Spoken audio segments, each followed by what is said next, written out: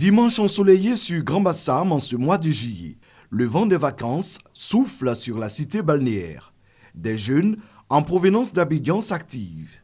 Bon, nous partons sur la plage de Bassam. C'est venu voir le coin, un peu comment le coin va. Comme eux, nous décidons de prendre le pouls des plages 4 mois après l'attentat meurtrier qui a fait plus de 20 morts.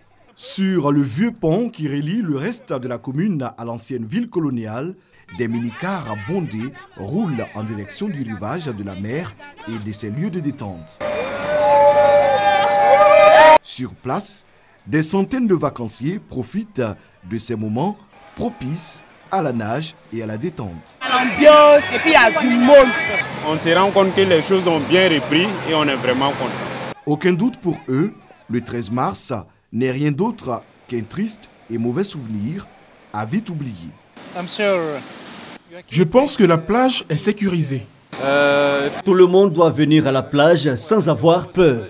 Balade entre copains, bouffe party, causerie en amoureux, football de plage, équitation, les visiteurs s'occupent.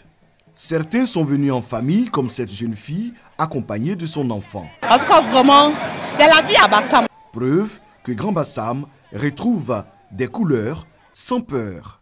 Ce photographe que nous avons trouvé à l'œuvre ne pouvait espérer mieux. Il est 14 h, j'ai à peu près fait 100 photos.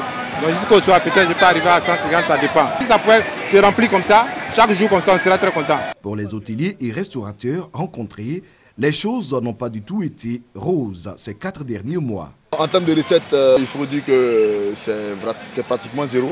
Parce que certes, il y a les visiteurs de dimanche, mais on a surtout nos amis séminaristes qui ne sont pas encore véritablement revenus. Malgré les efforts du gouvernement pour restaurer la sécurité et la paix sur les plages, Bassam n'a pas encore atteint sa vitesse de croisière dans le domaine du tourisme et du divertissement.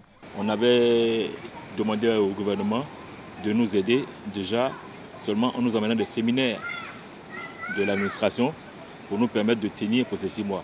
Mais ce n'est pas le cas. On était programmé pour des séminaires jusqu'au mois de décembre. Là aujourd'hui, tout a été déprogrammé complètement. Les gens préfèrent aller à l'intérieur du pays, préfèrent aller ailleurs au lieu de revenir sur Bassam. Les opérateurs du Grand Bassam réclament un autre coup de pouce de l'État pour véritablement se relancer. On souffre. On était même obligé ce mois-ci de mettre la moitié du personnel en chômage technique. Même si les hôteliers sont encore à la peine, on peut le dire au regard de l'ambiance, 4 mois après l'attentat de Grand Bassam, la cité balnéaire retrouve progressivement son statut de ville de tourisme et de détente par excellence.